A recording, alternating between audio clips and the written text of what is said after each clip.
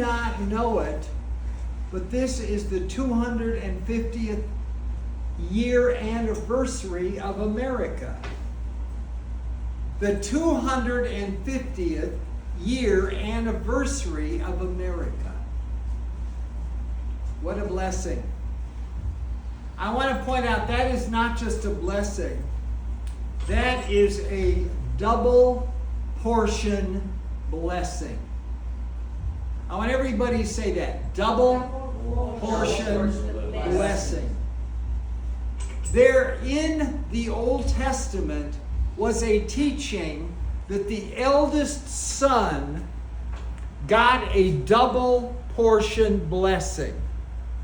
That means every one of you who's an elder son, every one of you who's the first son, should have a double portion blessing according to the Old Testament, according to the way God views things. A double portion blessing. I'd like to tell you tonight about that double portion blessing, because that double portion blessing is the blessing that we are celebrating with our 250th anniversary today. I want to point out the name Joseph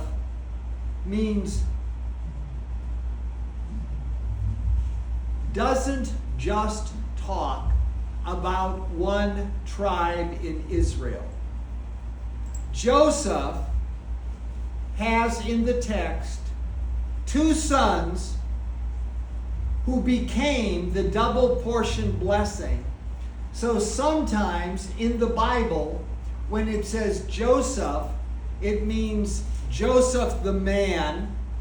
Sometimes it refers to Joseph as Ephraim, the son who got the double portion blessing.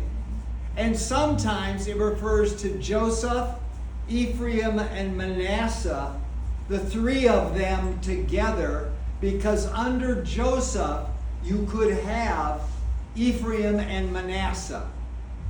You get what I'm trying to say? Yeah. Joseph contains Ephraim and Manasseh. Joseph also contains Joseph. And sometimes Ephraim is chosen as the leader of the 10 tribes of Israel.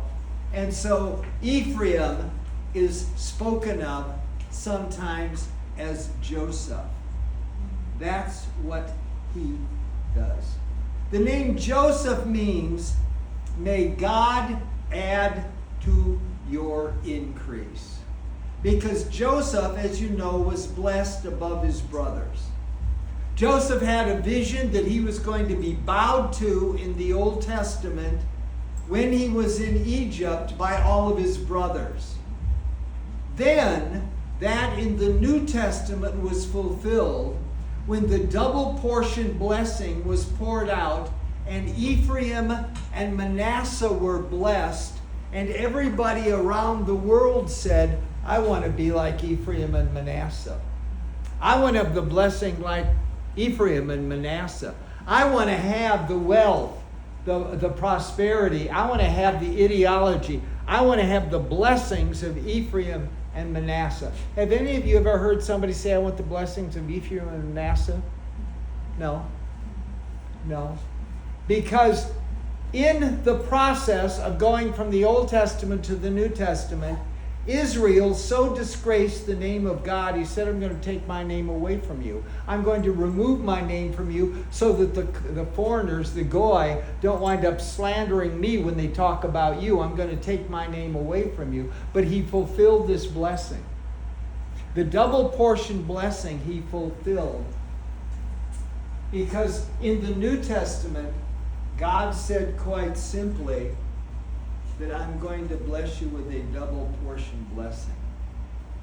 The elder son Manasseh, his name means in the Hebrew, God has caused me to forget. God has caused me to forget. That's what Manasseh means. I had an Uncle Andy Onder And my brother went to my Uncle Andy Yonder and said, tell me about the old country. Tell me about the people. Tell me about the ones who came from the old country. And my Uncle Andy said, look, Bill, it's like this. The people who came from there wanted to forget the problems, forget the difficulties, forget what they wanted through. They came here and wanted to be a new people.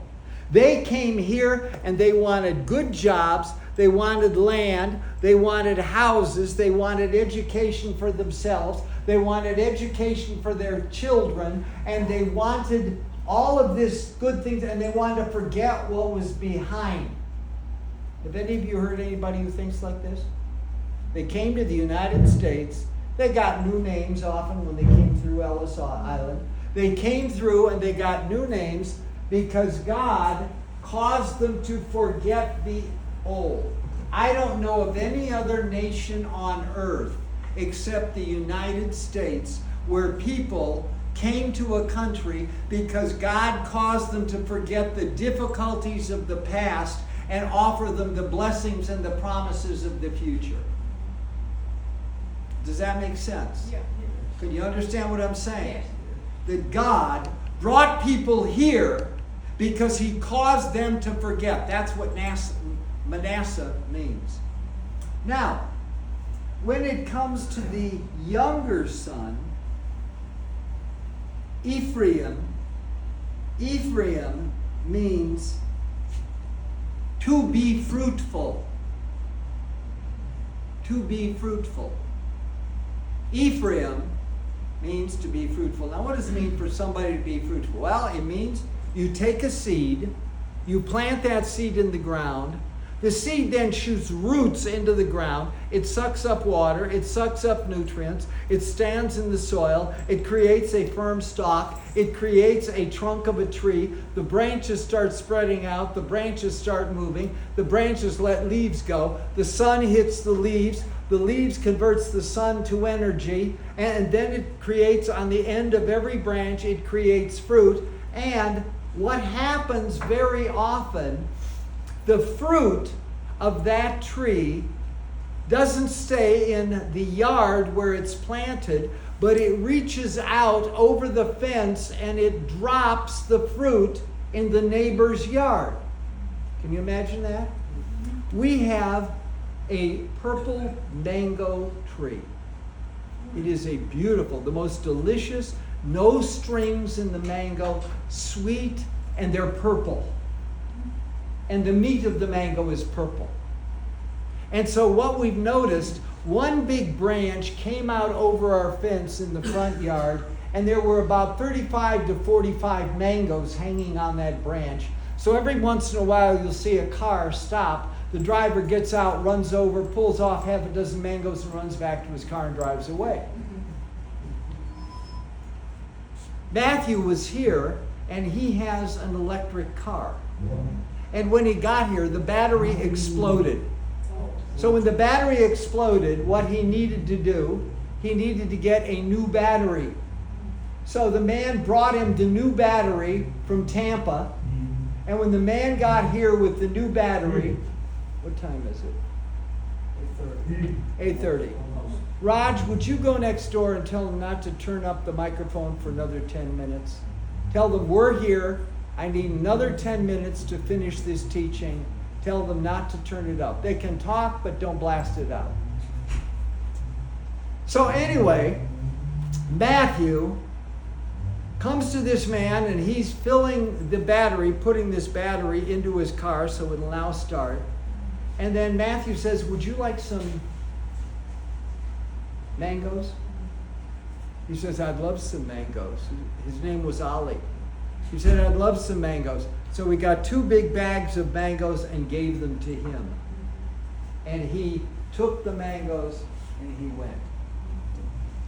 The point being that Ephraim was called by God, and it was said that he would be fruitful. He had a seed. The seed was planted. The seed then spread out, and it covered literally the whole world, and it touched the entire world with the civilization with the blessings, with the Christianity that Ephraim had. That was the blessing that was there. That was the fruitfulness of Ephraim. In the name Joseph is that he should be increased and increased and increased. When it came to Manasseh, quite simply, forget the old, move to the new. When it came to Ephraim, he was to be fruitful to the whole world. I'm going to jump ahead in this because I was going to do a lot of teaching, but I'm going to cut it short.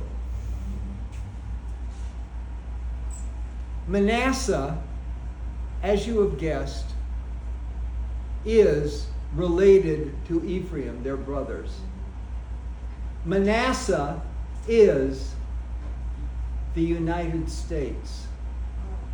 In the text, he is blessed with the thousands of Manasseh. He is blessed with the 10,000s of Ephraim. Where did the United States come from? 250th anniversary.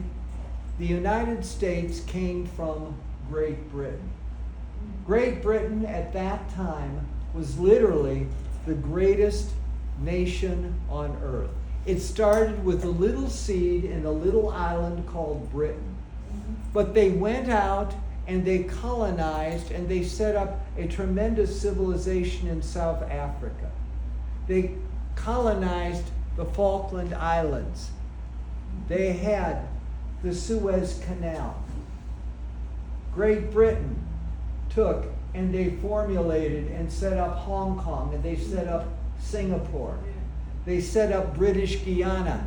They set up India. They brought civilization to all these places. They literally set up Canada.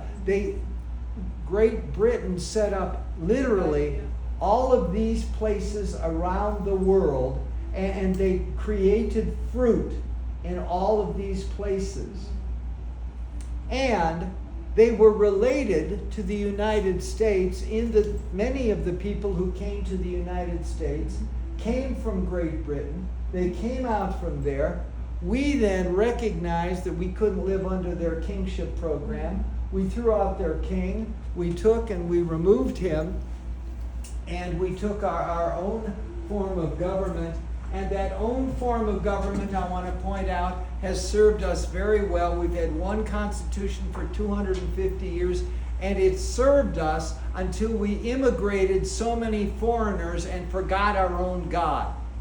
When we forgot our own God and immigrated all these people, they came in. So what happened was they were blessed, and I want to talk about the blessing that was read in the text. Because here you have these two boys. I imagine one was about 9, one was about 11, one was maybe 11, the other was 13. They were, young kids. And they're brought to meet Grandpa, who came from a far, far away land. And they came into this land to meet Grandpa. And so their father lines them up. Grandpa's sitting on the bed. It says he was very, very sick, very, very old, couldn't see, going to die. And he knew he was going to die, so he knew he needed to give the blessing. Joseph knew he needed to give the double portion blessing. And he said something. He said, Joseph, these 2 sons of yours will be sons of mine, like Reuben and Simeon. Did you get that? Yeah. Did you see that in the text? Mm-hmm. Now, what was wrong with Reuben? Reuben was too sexy. Yeah. He thought he was a stud. So he decided, his father had married an 18, 16, 15-year-old girl, and Reuben at that time was 21 and looked pretty good. So his father had a child or 2 children by this woman who is known in the Bible as the foolish one. And he had 2 tribes of Israel from her, and then Reuben decides that he's going to bed her. He's handsome, he's tall, he's strong, he's a stud. And Jacob looks at Reuben, he says, with this kind of section, being the sexiest man on earth is a heavy weight to carry. So he cannot bless this man. So Reuben cannot get the double portion blessing. He should have had it because he was the oldest son, He should have had it because he was the sexiest son, but he couldn't have it because he was too polluted and perverted.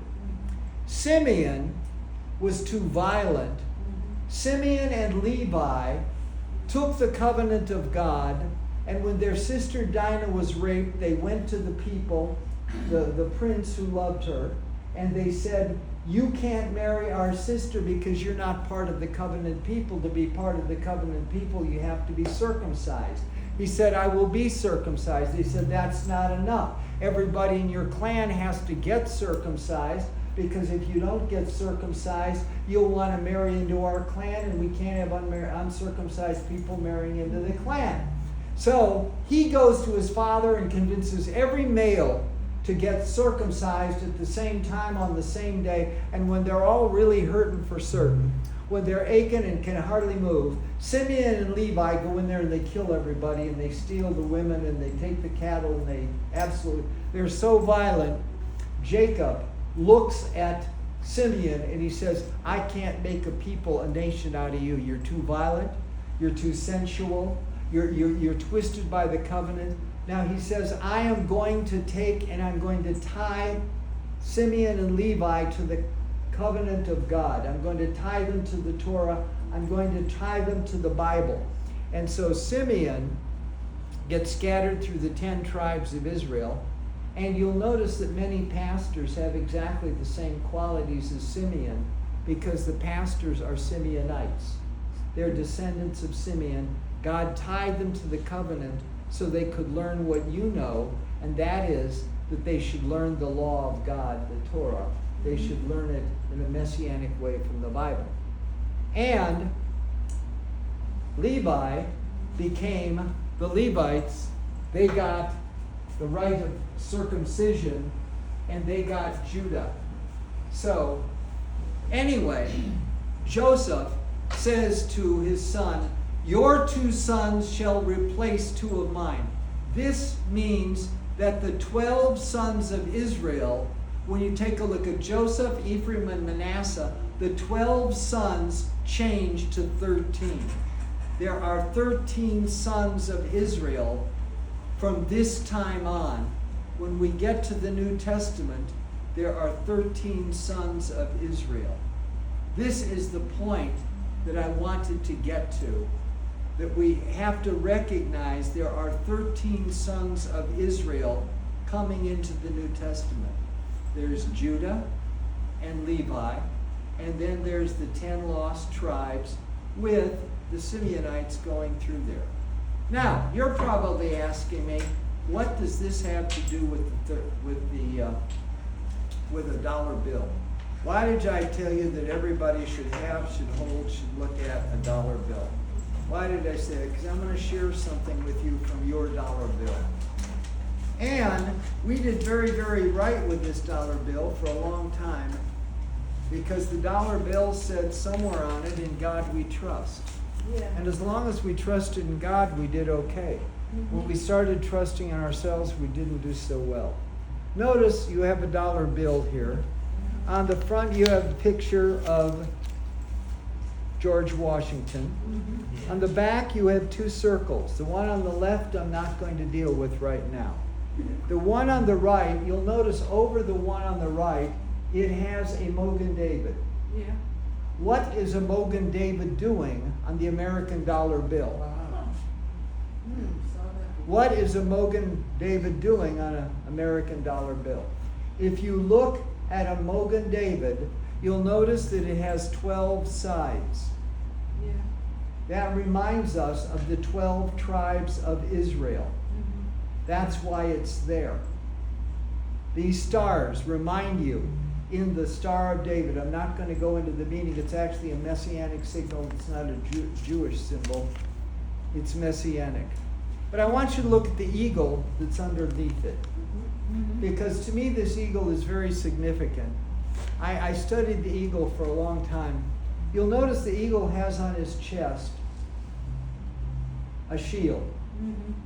If you count the stripes on the shield, there are 13. Why are there 13? Well, because Manasseh the elder son of Joseph, is the 13th tribe of Israel. He doesn't know who he is. He never associates with that. Most of the Americans think they're Baptist. Many of the Americans think they're Episcopalians. They have no idea who they are. But when you look at that particular eagle, you'll see that on the shield there are 13 stripes. Now, this is not factual. You sort of have to use your imagination to do what I'm going to tell you. But it will make sense if God is the creator of heaven and earth and the $1 bill. Notice his right claw has arrows. If you count the arrows, you'll figure out there are 13. Why does he have 13? Why is 13 so prominent in the American eagle? If you look at his left talons, left foot, he's got a palm branch, because basically peace through strength is what this says. You've got the strength of the arrows to give you peace. As long as you have enough strength, you will have peace with the rest of the world. If you count the leaves on that palm branch, you'll figure out how many do you think are there? 13. If you take a look at the wings of the eagle, how many feathers do you think are on each wing? 13. Now, it's all a series of coincidences, isn't it? It all is there because none of it matters, and it's not factual, and it doesn't prove anything. I want you to understand that God took the 12 sons of Israel.